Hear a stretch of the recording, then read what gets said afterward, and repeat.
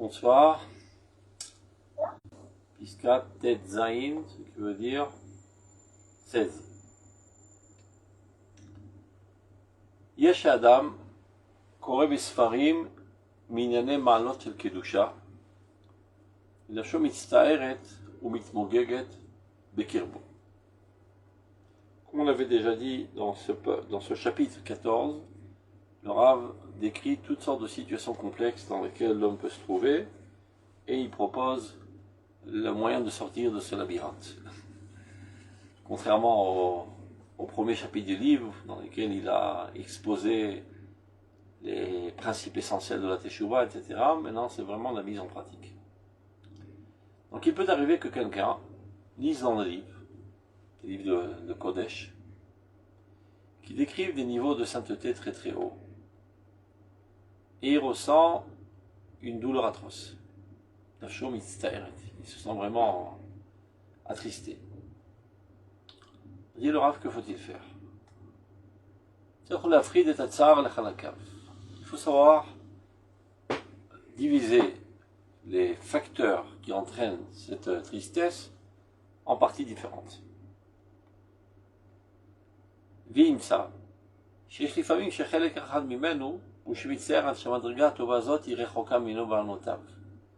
parfois, ça découle du fait que le niveau qui est décrit dans ce livre, ce niveau de sainteté, il est très très loin de son niveau à lui, et donc lorsqu'il compare son état relativement à ce niveau qui est décrit, il voit l'écart qu'il y a, et bien ça le frustre énormément, et ça le fait sombrer dans la tristesse. Et ça avec Mitzvah, la volimida de l'énergie. Donc au lieu d'être attristé, renforce-toi en Teshuvah et construis-toi une tactique de combat, disons. Comment accéder à ce niveau? Donc ça peut être une des causes qui a entraîné ces tristesses. Vimze.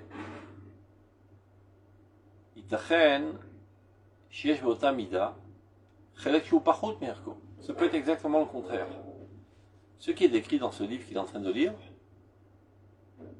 il s'agit d'un niveau qui est bien plus bas que le sien. Alors,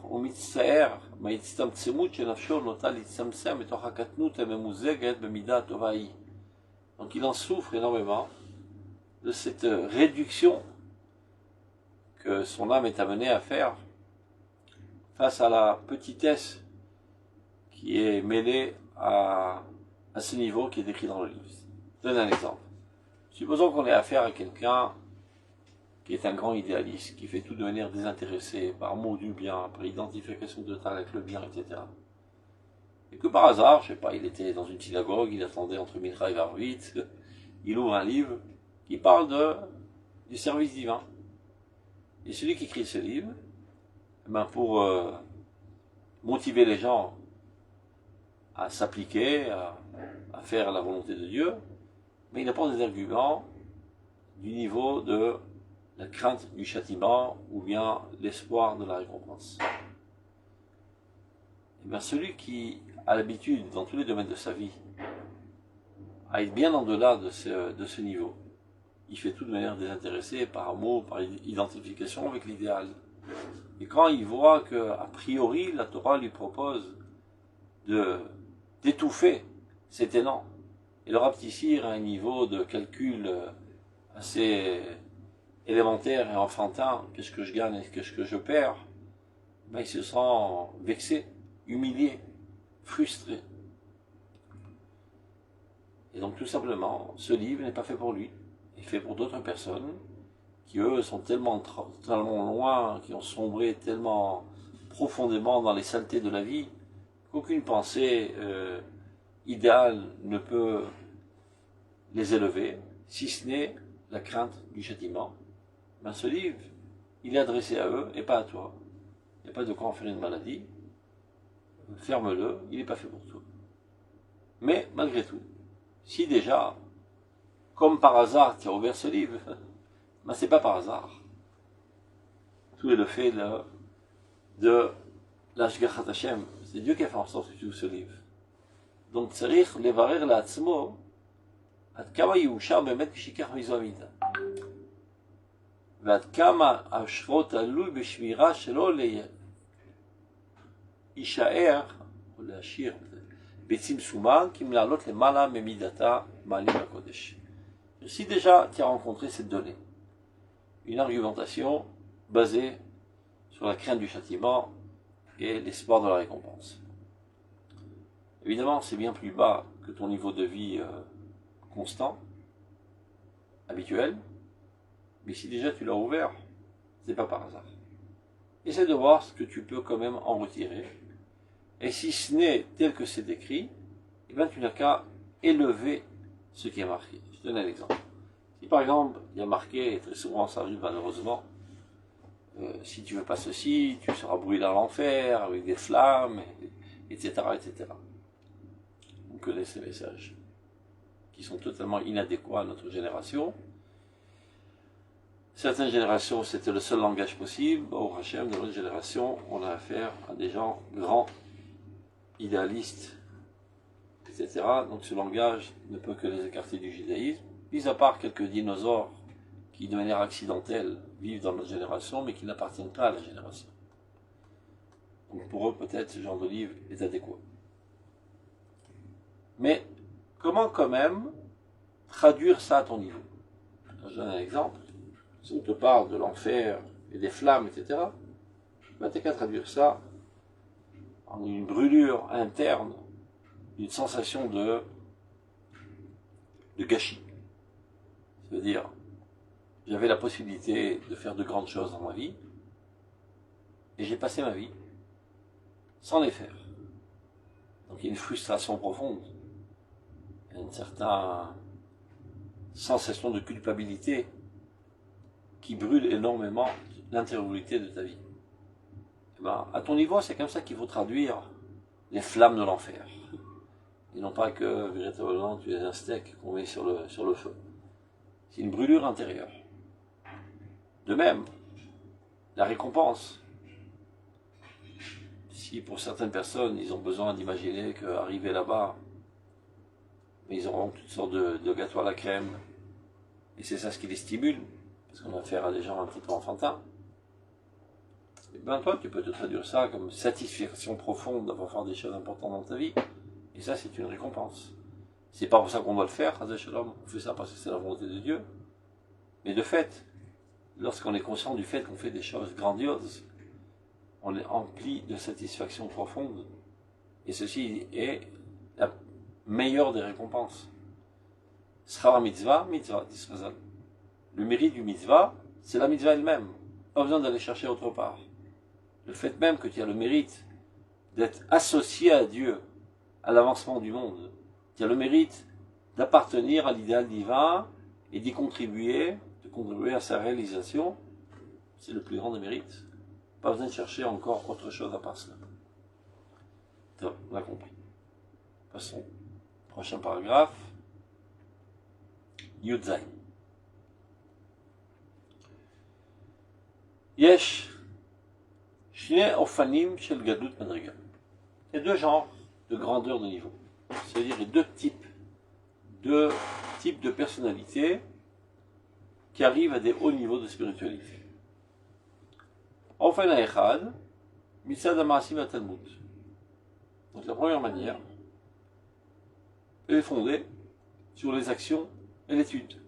À force de faire de bonnes actions, à force d'étudier la Torah et de t'approfondir et de t'élever dans les hautes sphères de la compréhension de la Torah, finalement, tu subis une transformation de personnalité. Où est-ce que j'ai mis ma bouteille d'eau? Ah. Ouais, si on peut on va enlever les micros. David m'a téléphoné. C'est bon. Je vous mets tous en mute, comme ça, personne ne dérange. Très bien. Donc le premier cas de figure, c'est quelqu'un qui a gravi les échelons petit à petit, grâce aux bonnes actions, grâce à l'étude de la Torah, et c'est comme ça qu'il a subi une métamorphose de sa personnalité, de quelqu'un de banal, vers quelqu'un qui est un grand saint, un grand idéaliste, un géant de la génération. Mais il peut avoir un autre cas de figure. Ofen Hasheni, Mitzadaki Sharon Vatoladam. Il y a des gens qui sont nés grands. Évidemment, eux aussi, ils doivent s'efforcer. Ils ont d'emblée, dans leur nature, un élan vers la grandeur, et une disposition vers la grandeur, et des capacités et des potentialités internes que les autres n'ont pas. Vous direz, c'est pas juste. Juste ou pas juste, ça existe. De toute manière, tu es évalué non pas en fonction de ce que tu arrives, mais en fonction de tes efforts. Donc, c'est oui, juste. Mais c'est pas notre sujet là. Le sujet est de savoir que il y a deux profils. Il y a un profil qui a acquis cette grandeur par son effort, et il y en a un autre qui est né. Comme, par exemple, il y a quelqu'un qui est allé passer 10 ans au conservatoire pour pouvoir finalement jouer parfaitement de la guitare, et un autre qui n'est jamais allé au conservatoire, on lui donne une guitare en main, il commence à gratter, et ça devient un virtuose de la musique, bien qu'il n'a jamais appris la musique, parce qu'il avait déjà une prédisposition à la musique, une potentialité très très grande musicale, donc il lui suffit de peu d'exercices pour arriver rapidement à exprimer cette grandeur. Donc ça c'est le deuxième cas de figure. On fait la chérie, Mitzad Akisharon Vetolada. Le Shoresh Yitzira, c'est comme ça qu'il a été créé. Maintenant, puisqu'on a affaire à deux types de personnes, il faut voir comment réagir lorsqu'on chute, quand on est dans le premier type, ou lorsqu'on est dans le deuxième type. Regardez. Mi sheyesod dulat madrigato bamitzad atalmud vamaasim.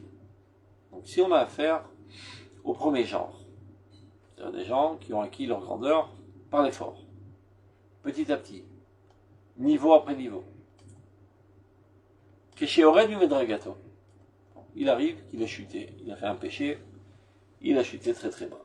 Il était au niveau 100, et il a chuté au niveau moins 10 dans la cave. Alors quoi faire? Comment retrouver son niveau? Ce type de personnage doit regrimper les escaliers un par un. Il retrouvera finalement son niveau.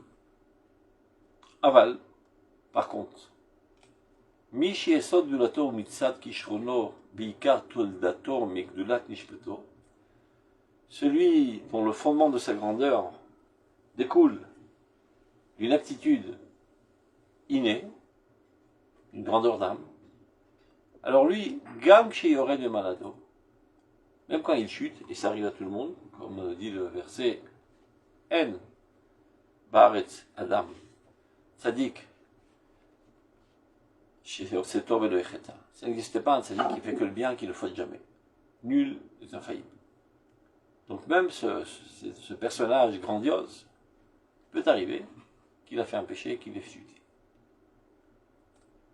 Toutes sortes de raisons, de causes, de facteurs, mitzad miniot, plimiot ou chitziniot, de facteurs intérieurs ou extérieurs, une ambiance environnante qui l'a drainé vers des choses sales, etc. Et bien ce type de personnage, c'est Echashuv Vigdula Vechipazon. Il ne peut pas regravir les échelons les uns après les autres. Il est obligé de retourner en grandeur et en grande vitesse au niveau auquel il était avant d'avoir chuté. Bedliga Kalkalfe Nesharim. En enjambant les stades, comme si qu'il était porté. Non, dis-moi. Qu'est-ce que tu veux? Comme si qu'il était porté sur les ailes d'un aigle. Bibli et Trachev et Madriakot. Sans prendre en considération les différents niveaux, ce que, de manière générale, n'est pas la directive. On dit toujours qu'il faut gravir les échelons les uns après les autres sans quoi on chute. Mais lui, comme il appartient à la grandeur, il est obligé de retrouver rapidement ce niveau de grandeur. Et s'il tente d'imiter les autres et de gravir les échelons petit à petit, il risque de se sentir étouffé dans les échelons intermédiaires ce qui va entraîner en lui un rejet et finalement tout abandonner. Donc chacun doit savoir comment il est bâti, en fonction de ça, comment réagir suite à une faute. Ou Mikol Makom, alors malgré cela, c'est bon, on a fait un truc qui nous dérange.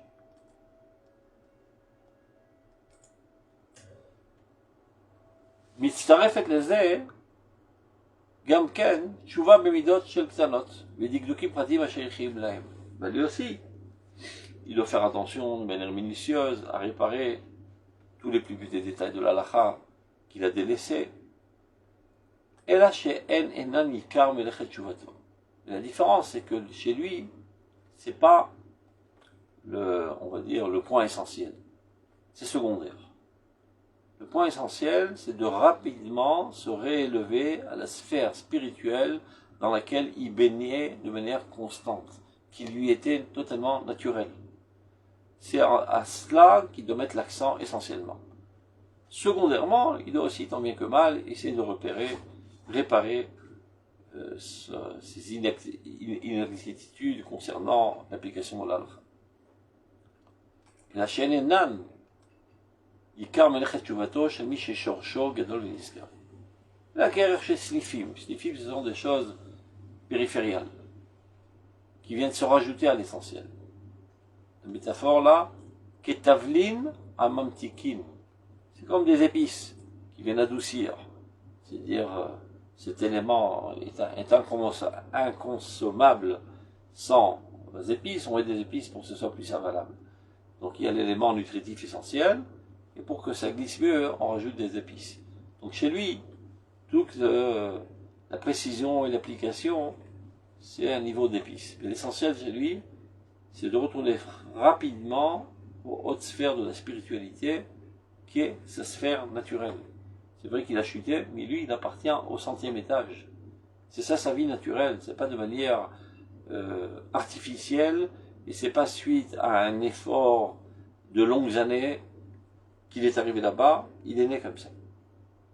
Il est né comme ça, rapidement, il est arrivé au 100e étage, et c'est son niveau, c'est comme ça qu'il vit, il baigne constamment dans cet idéalisme, c'est ça ce qui lui donne satisfaction, élan, enthousiasme, motivation.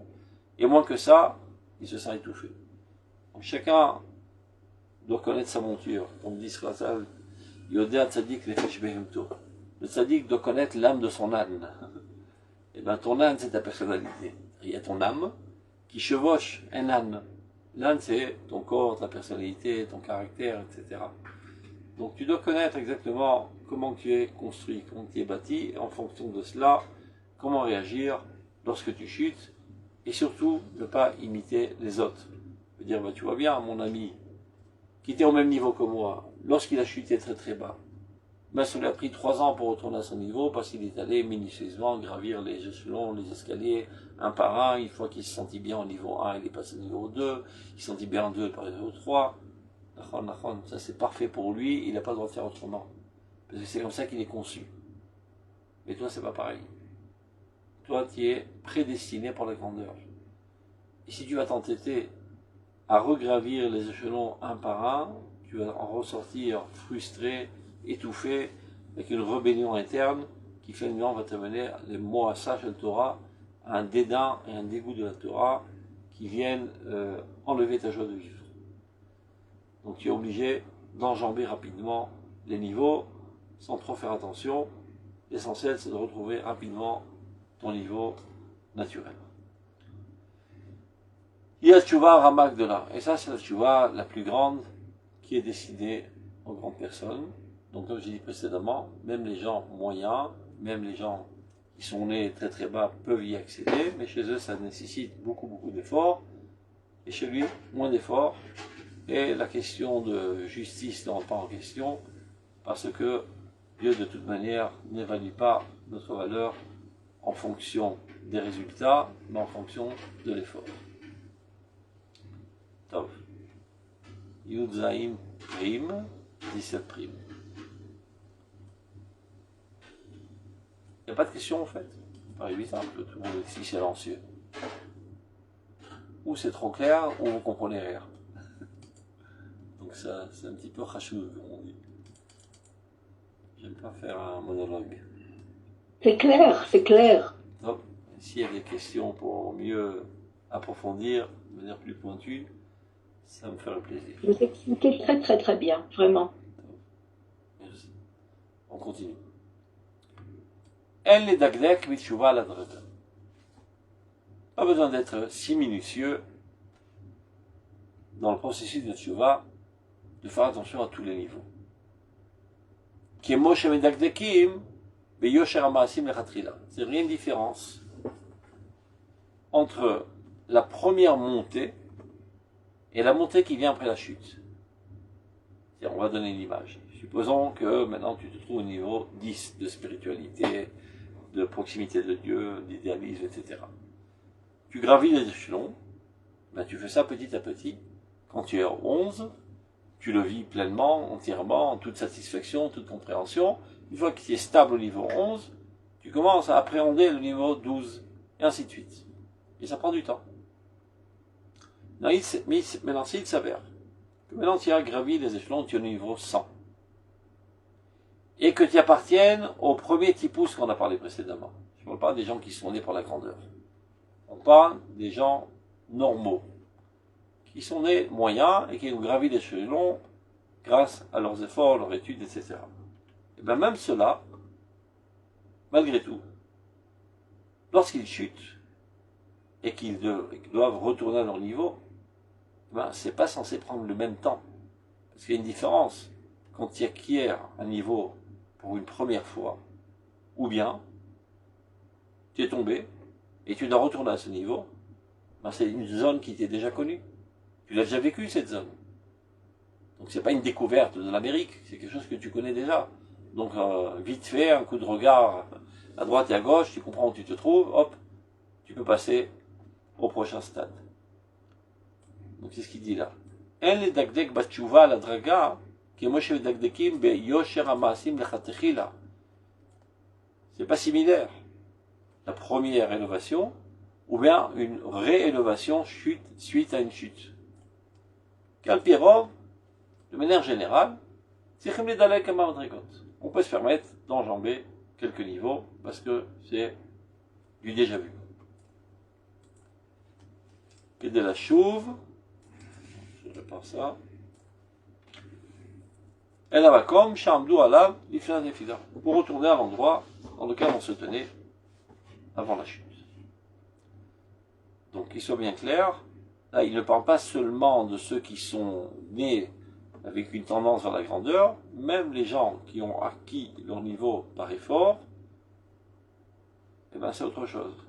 Comme un exemple, par exemple, l'armée qui vient conquérir une région. Il a conquis.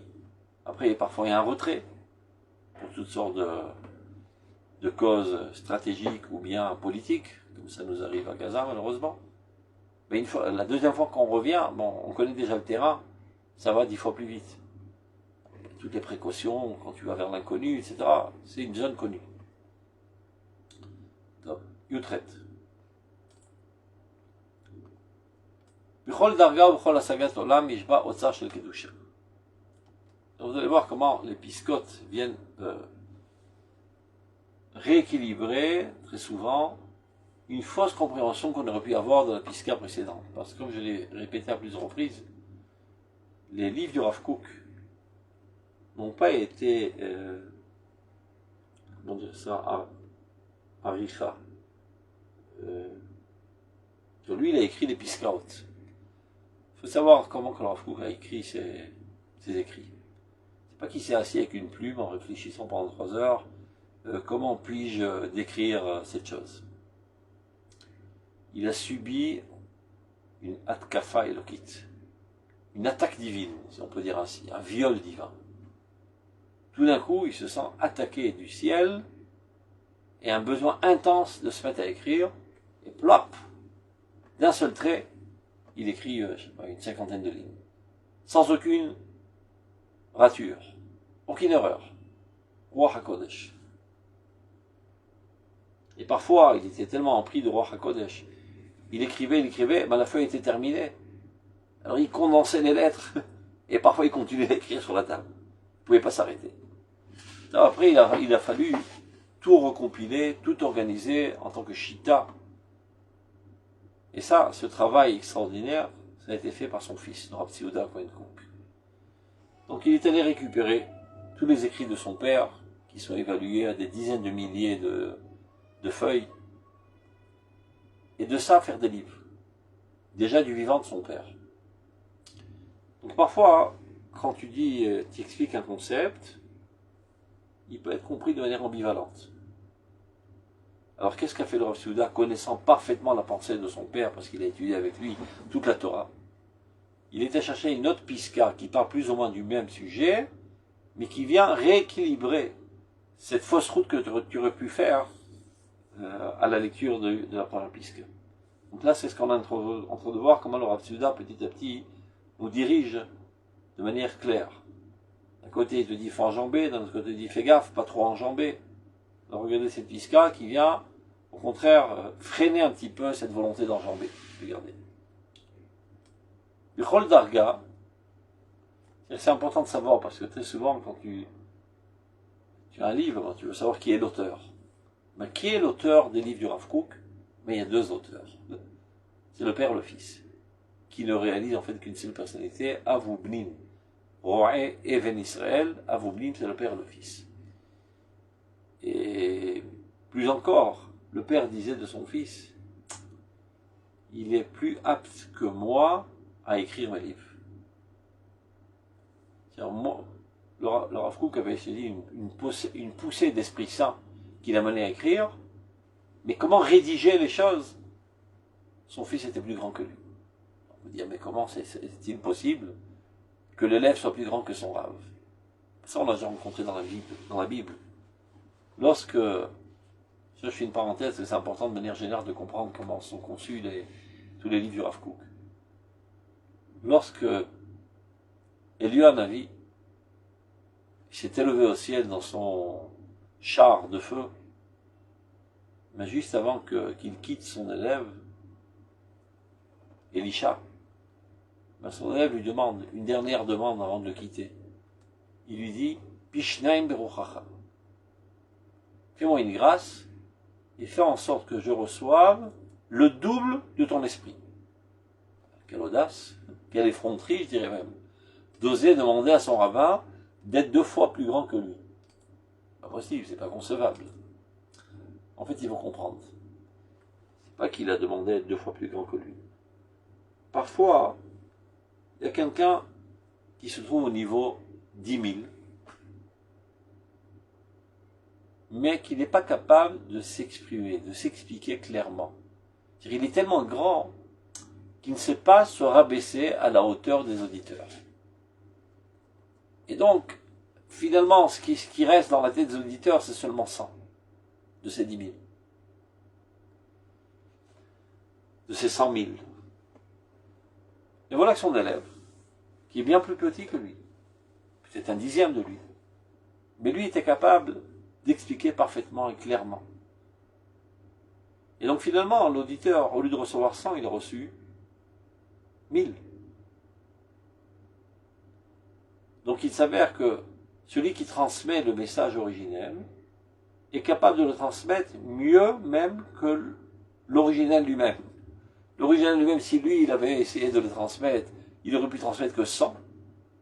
Et lui, qui n'a qu'en lui que 10 000, il est capable de transmettre 1000. Donc finalement, au Pishnaim, il est le double dans l'influence. Donc c'est ça ce qu'a demandé Elijah. Ta grandeur spirituelle, elle est incommensurable. Mais je voudrais être capable de transmettre ton message profond et qu'il soit accessible au peuple d'Israël. Donc prie pour moi que j'ai une force double de la tienne à pouvoir réussir cette entreprise. Donc ici de même, dans la grandeur de la personnalité, évidemment que le Rav Kook était plus grand que son fils, au moins quand il était jeune, on ne sait pas quand il a grandi. Mais lorsqu'il a commencé à écrire ses livres, il était déjà très très jeune. Et il a fait ça de manière tellement brillante que le Rav Kook disait « Je ne peux pas compter sur moi-même, je ne peux compter que sur lui. Il sait mieux que moi comment dire ce que je pense. » Et c'est comme ça qu'il a écrit ses livres. Donc on voit, quand tu cherches à savoir quel est l'auteur du livre, ben c'est les deux ensemble. Il y a la pensée originelle, et telle qu'elle est façonnée, structurée, de manière qu'elle ne soit pas comprise de manière ambivalente, mais de manière claire, bien déterminée, etc. Donc là, on voit un exemple. On a vu là plusieurs piscotes qui disent, a priori, que c'est légitime d'enjamber et de passer les stades rapidement, etc. D'un autre côté, là, le Piscaï Utrecht, il vient un petit peu freiner cette approche qui risque d'être aussi dangereuse. Donc il dit la chose suivante, regardez. Bechol darga ou bechol asagat olam mishba otsar shel kedusha. Il faut savoir que dans tout niveau, dans toute compréhension, chaque niveau que tu acquiers, eh ben, il y a un trésor de sainteté duquel tu dois être enrichi, alimenté. Ou Shadam Doleg. Donc qu'arrive-t-il lorsque quelqu'un enjambe un niveau? Il passe sur lui et il ne le vit pas ce niveau. Vi'af, Bemirut, et s'envole rapidement, Yoter Mimadrigato, en delà de son niveau. Az, Mitroken ou Matochen Akadosh, la Dargot Atartonot. Mais il se vide des niveaux intermédiaires. Chez Naruyot, qui vraiment lui sont adéquats. Donc il s'est surestimé. Disons qu'aujourd'hui il est au niveau 10. Et il est un petit peu impatient. Il n'aime pas trop investir. Dire je vais faire 11, 12, 13. Non, je saute directement au 30. Donc, tu n'es pas adéquat à comprendre le 30. Parce qu'il te manque les 20 intermédiaires. Donc tu vis dans une illusion de croire que tu es au niveau 30. En fait, tu es encore au niveau 10, avec une illusion d'appartenir au 30. Tu es vide de ces 20 niveaux intermédiaires. Donc, on ne conseille jamais à personne d'enjamber les niveaux. Car la madrigote est violente et le yachol idabek. Les hauts niveaux, il ne peut pas véritablement y adhérer. Ils sont bien plus spirituels que son propre niveau. Alken, si malgré tout tu agis de la sorte, par curiosité, par, je sais pas, surestimation de ta personnalité, et que tu as sauté directement au niveau 30, retourne. 11, 12, 13, 14. Reviens avec un cœur brisé. C'est vrai que c'est pas drôle, parce que tu penses avoir goûté au haut niveau et appartenir à ce haut niveau et retourner en classe de maternelle, c'est un petit peu frustrant, il n'y a pas de choix. Si tu veux être intègre avec toi-même et vivre dans le réel et non pas dans l'illusion. Donc, faire tchouva, beshivron lev, avec un cœur assez brisé, aval besimcha, mais avec joie, parce que tu sais que c'est la seule manière d'adhérer véritablement au niveau auquel tu aspires. Ou besimcha, et là, madrigot yazav. Et tu dis, mince, j'appartenais au 30, je suis retourné au numéro 11, quelle tristesse. D'accord. Aval mikol makom, lo ishkach et aroshem shel madrigot elionot. Et que tu es retourné maintenant au niveau 10, n'oublie pas que tu t'es un petit peu baladé au niveau 30 et que tu as un peu goûté, donc en quelque sorte tu as une certaine impression de ce niveau duquel tu dois rester armé constamment. Parce qu'on a un klal, si déjà tu as goûté à cela, en quelque sorte tu appartiens un petit peu à cela, et même que tu sois obligé de retourner, mais comment tu ne veux pas te comporter? Supposons que quelqu'un, je ne sais pas, je donne un exemple. Il a enjambé les niveaux dans sa vie. On va prendre un niveau très simple. Parfois, ça arrive que des parents mal avertis sont un petit peu impatients dans le développement de leur enfant. Donc, ils essayent d'accélérer le processus de maturité, de maturation. Et parfois, c'est tout simplement par une hygiène mal placée. Par exemple, l'enfant, quand dans ses tout débuts, il est obligé de ramper par terre.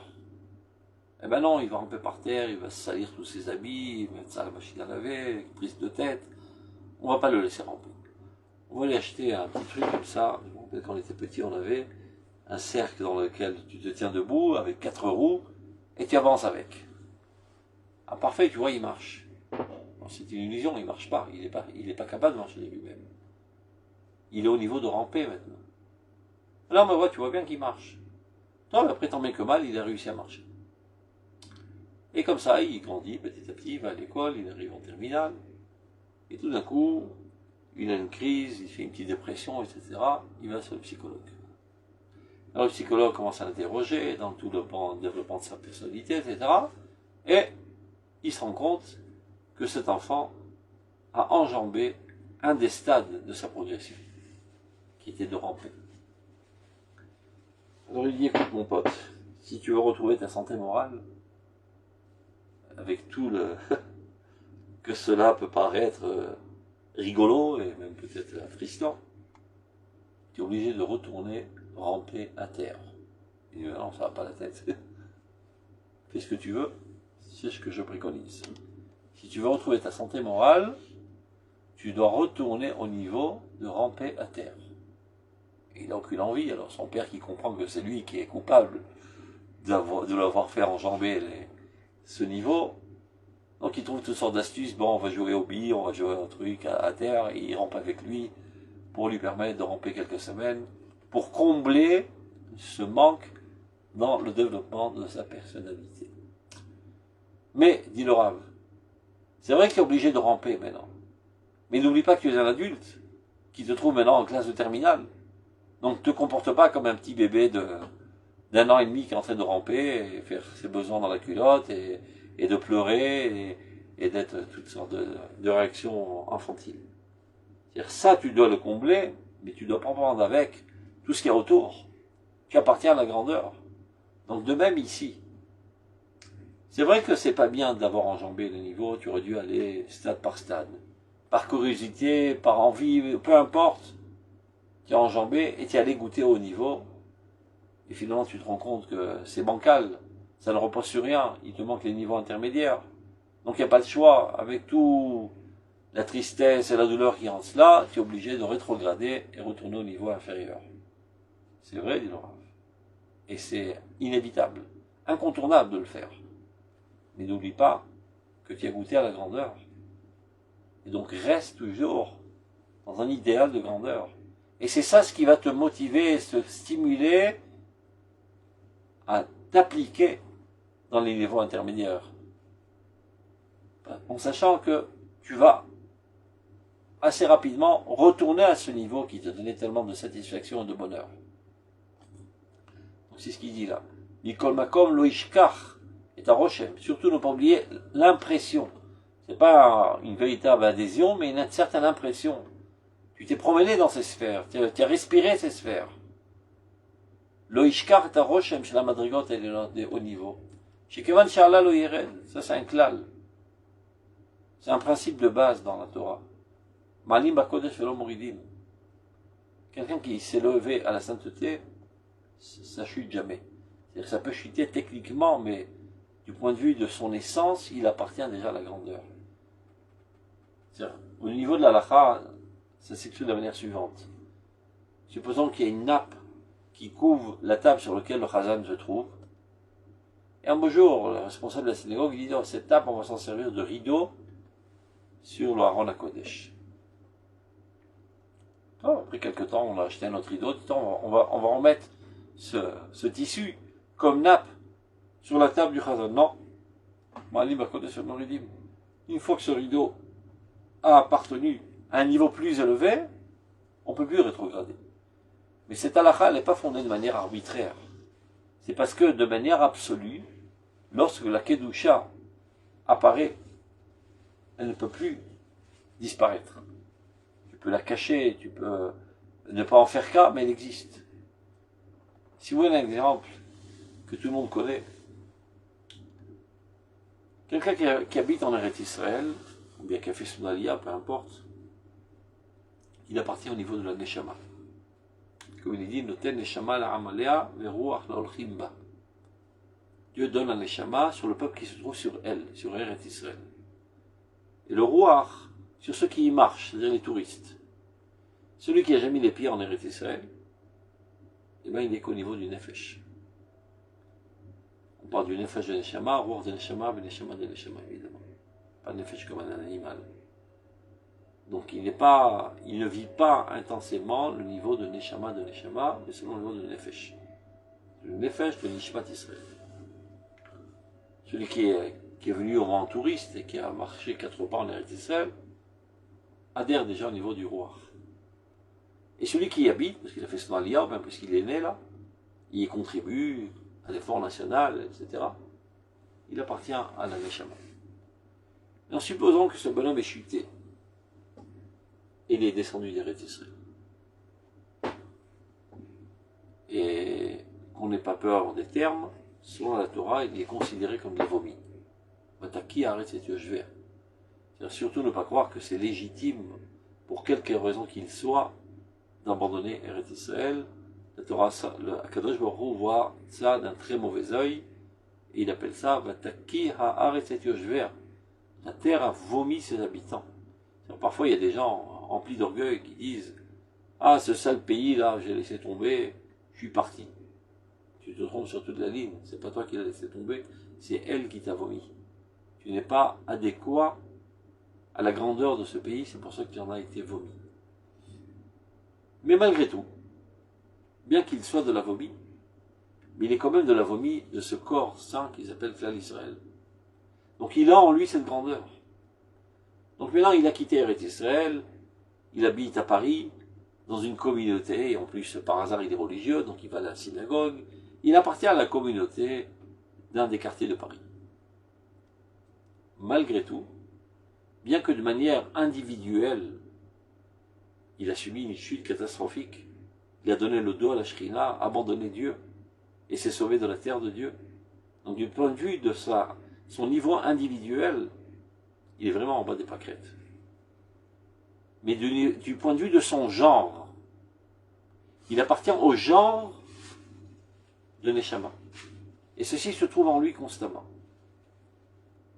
Ce qui fait qu'au plus profond de son être, il a du mal à s'intégrer totalement dans la communauté juive de Paris, qui, elle, n'appartient pas au niveau de la Neshama. Ça, c'est un. Deuxièmement, lorsque ça commence à trop bouger en Eretz Israël, par exemple en temps de guerre, etc., ils se sont profondément concernés. Bien plus que tous les juifs qui habitent en Chutz La'aretz. Non pas seulement par explication rationnelle, qu'il a sa famille là-bas, il a peut-être encore son appartement, etc. Ça c'est du bidon. Tout simplement parce qu'il appartient à la Neshama, Mema'alim Bakodesh Ven Moridim. On s'élève dans la sainteté et ceci ne descend jamais. Ça peut être camouflé, ça peut être caché, ça peut être sali, mais ça se trouve toujours en nous. Et c'est ce qui fait que, en temps de guerre, il revient au pays pour combattre aux côtés de ses frères. Je peux vous raconter une anecdote que moi-même j'ai vécue à la guerre du Golfe. Je ne sais pas si vous vous rappelez, il y a 20 ans de ça ou plus, quand les Irakiens nous envoyaient des bombes avec des gaz de quoi en mourir, on mettait des masques, je me rappelle. Moi aussi, j'ai été mobilisé à la guerre. Finalement, il n'y a pas eu grand-chose, mais on était prêts des tanks à sortir, etc. Et je me rappelle que dans mon unité, dans laquelle je faisais les Melouïm déjà depuis plus d'une dizaine d'années, il y avait un personnage vraiment, vraiment négatif, insupportable, sale, grossier, et égoïste. Tous les sales traits de caractère qu'on puisse imaginer, il y avait en lui. C'est-à-dire, du point de vue individuel, une autre personne l'aurait appelé une pourriture. Top. Et vraiment, il nous enquiquinait par sa manière d'être. Un jour, on ne le voit plus arriver au Melouïm. Top. Un an, il ne vient pas. La deuxième année, il ne vient pas. La troisième année, il ne vient pas. Et ça faisait 10 ans que je ne le voyais plus en Melouïm. Entre nous, on s'est dit, bon débarras. C'était vraiment le trouble fait, le casse-pied. 10 ans que je ne l'avais pas vu, on avait perdu contact. Et voilà qu'on se trouve à la guerre du Golfe. Je me rappelle, j'étais en train de monter la garde. 3 heures du matin, obscurité totale. Tout d'un coup, je le vois arriver. Je dis, mais qu'est-ce que tu fous là? Il me dit, c'est vrai que je fous là. Et la guerre? mes frères sont en guerre. Mais il dit, où tu étais? Bon, je suis parti de ce pays pourri, moi. J'habite en France, il me fait. C'était un Israélien. Alors, qu'est-ce que tu fous là? Mais ça fait une semaine que je supplie l'ambassade d'Israël qui me donne un laissez-passer pour revenir au pays. Mais pourquoi? Mais que ça veut dire pourquoi? Mon peuple est en guerre. Donc vous comprenez que même celui qui, à l'échelle individuelle, c'est son écorce qui enveloppe son essence première, c'est sale, c'est pourri, comme on dit en manière vulgaire, pourri jusqu'à l'os. Mais il y a plus intérieur que l'os, il y a la moelle. Au niveau de la moelle, il appartient à clan d'Israël, parce qu'il s'est élevé au niveau de l'Aneshama. Et lorsque l'Aneshama d'Israël est en danger, il se sent attiré comme un aimant, il revient le premier combattre aux côtés de ses frères. Pourtant les autres, ils sont aussi sensibilisés. Ils coulent des larmes, ils lisent des chapitres de Télim, ils essaient d'aider tant bien que mal, mais pas jusqu'au point à venir combattre et mettre leur vie en danger pour le peuple. Ils ne sont pas encore à ce niveau, la Gdusha de l'Aneshama. C'est ce qu'explique le Avraham Azoulay, l'arrière-grand-père de Frida. Il sache que la première nuit où tu arrives en Eretz Israël, quand on dort, l'âme monte au ciel, et au matin elle retourne.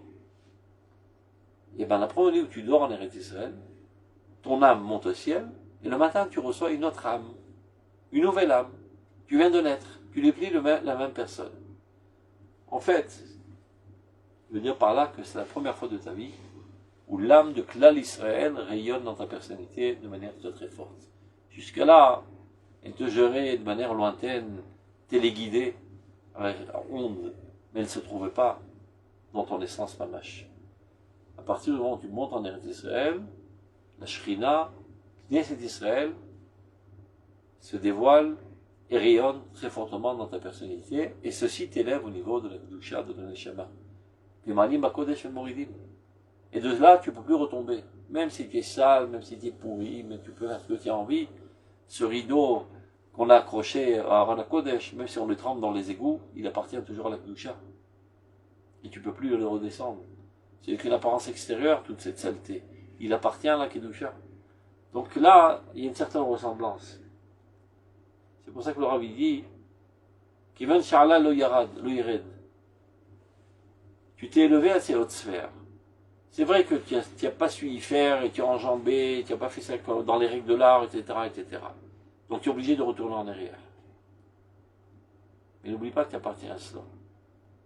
Et ne recommence pas à zéro, et ne te comporte pas comme quelqu'un de petit, tu appartiens à la grandeur, bien que tu n'y aies touché que superficiellement, et que tu n'en as été seulement impressionné, tu appartiens à la grandeur, tu n'es plus rien, et tu es obligé de retourner rapidement à cette grandeur. Vas-y ta père à coller te voir, et finalement tout se transformera en bien. Yutet. Afilou imroé Adam, שאם מה שנתעורר בליבו להחזיק בדרך ישרה ולהתגבר יותר בעבודת השם יתברך. מתגבר בו היצר הרע יותר ומפילו לתאוות שפלות, מכל מקום לא יתחרט על התגברותו ויוסיף גבורה על גבורתו. Alors qu'est-ce que le Rav nous décrit? Il peut arriver que quelqu'un se rende compte que malgré son éveil intérieur à saisir le droit chemin et se renforcer dans le service de Dieu. Jusqu'à présent, il était banal, et il décide de progresser dans Avodat Hashem. Supposons par exemple, il a décidé d'aller passer 2-3 ans à étudier la Torah dans un yeshiva. Et, de manière totalement inattendue, et presque antagonisme, depuis qu'il a commencé à gravir les échelons et s'approfondir et se renforcer en Avodat Hashem, son Yetzer Hara devient encore plus grand et le fait tomber dans des bassesses d'envie sale. Il ne comprend plus ce qui lui arrive, il n'est pas mince. Avant, quand j'étais un petit bonhomme, j'avais pas de sales pensées dans la tête. Maintenant que j'étudie la Torah toute la journée, des pensées horribles, sales, ignobles. traverse mon esprit.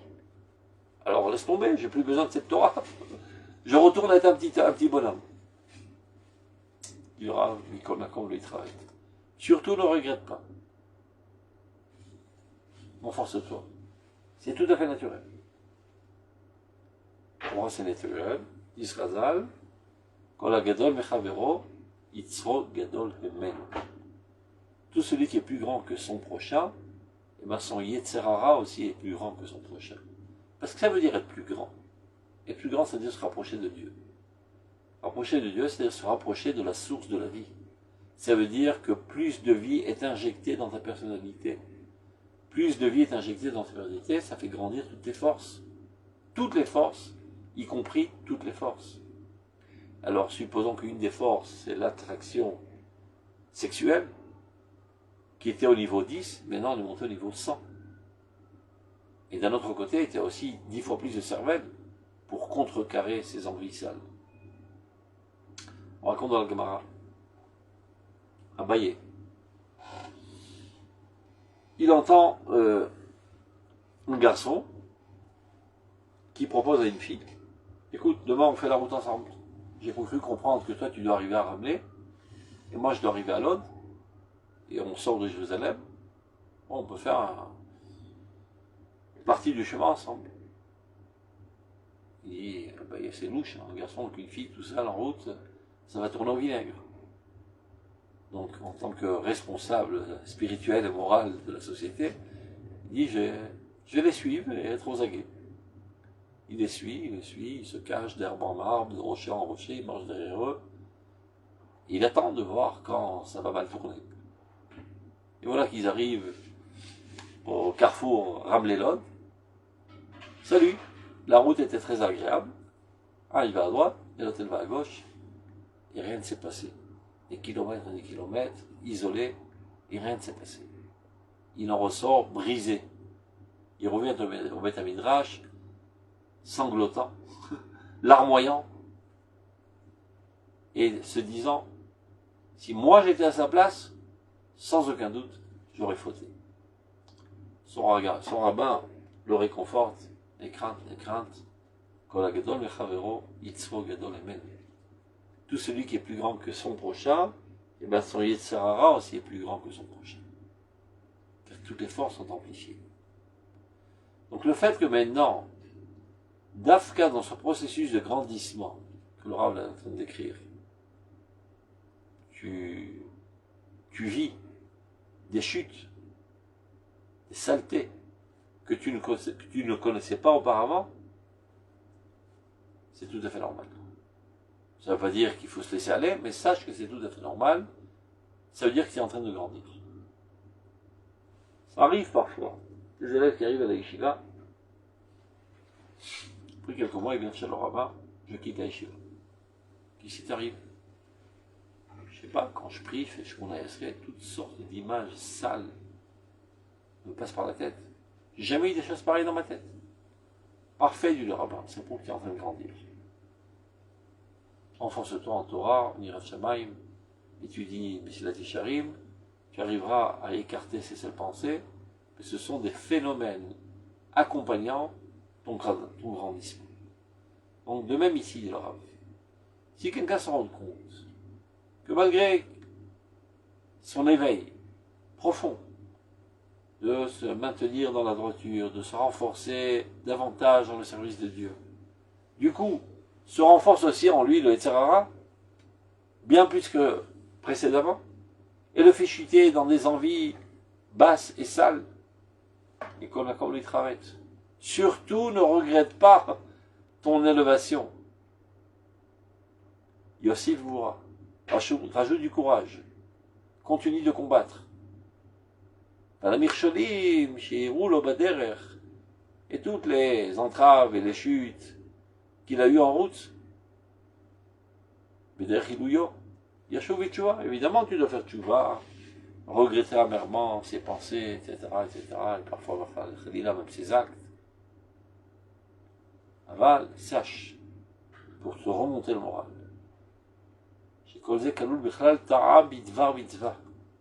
ceci appartient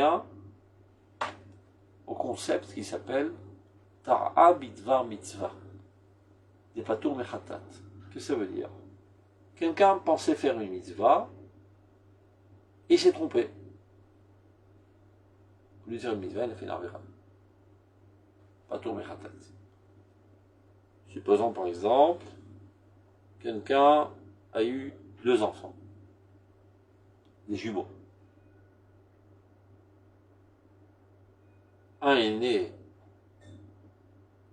avant l'entrée de Shabbat, et l'autre après l'entrée de Shabbat. Donc l'un doit faire vers la sortie de Shabbat, je ne me rappelle pas exactement comment ça marche. Un avant la sortie de Shabbat, l'autre après la sortie de Shabbat. Donc l'un doit faire le Brit Mila le Shabbat d'après, et l'autre doit faire le Brit Mila le dimanche d'après. C'était Motzei Shabbat. Donc quand il vient faire le Brit Mila, comme ils sont des jumeaux qui se ressemblent comme 2 gouttes d'eau, il s'est trompé. Il a fait le Brit Mila à celui qui doit faire le dimanche le Shabbat. Patour Mechatat. Il comptait faire une mitzvah, il s'est trompé. Patour Mechatat. Il est exempté de porter un sacrifice. Donc le Rav dit là c'est semblable. Toi tu étais dans un élan d'élévation spirituelle. Mitzvah. Et ceci a entraîné comme effet accompagnateur toutes sortes de chutes. Tu peux rentrer ça dans le contexte de Toé Bedvar Mitzvah, des Patour Mechatat. Ça ne veut pas dire qu'il ne faut pas faire tchouva. Évidemment, tu dois faire tchouva. Mais ne pas trop te culpabiliser, désespérer, etc. Réconforte-toi, que Dieu soit bien plus magnanime envers toi. Donc le Aklal, surtout ne pas avoir peur, qui mirek dusha, mais tu vas, car au contraire, rajoute en toi de la crainte de Dieu, de la sainteté, de la tchouva, de tout cela, en ressort encore plus enrichi. Top, je crois que ça suffit pour aujourd'hui, on a une autre dose, comme on dit. Shabbat Shalom, portez-vous bien, Kol Touf. Shalom Shalom. Shalom. תודה רבה. בבקשה, שלום.